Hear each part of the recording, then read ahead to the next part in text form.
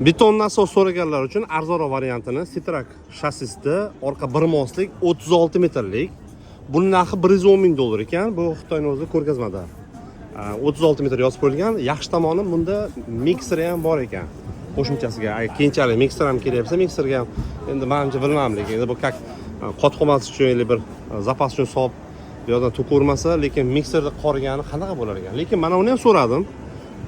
Bu ham bir mosli ekan, bu undan sal kichikroq ekan bu. Buni mana shassisi. Bu havoga o'xshab ketar ekan bu. 26 metr balandlikka nasos ko'tarib berar ekan. Buning narxi $85,000 ekan. Ustini ko'rsatib beraman chiqib sizga. Buni quruvchi akalar 2-3 kundan beri mendan rosa so'rashdi-da. Beton nasoslarni ko'rsating deb. Mana sizlarga narxi. Shunda akalar mana bu narxi $110,000.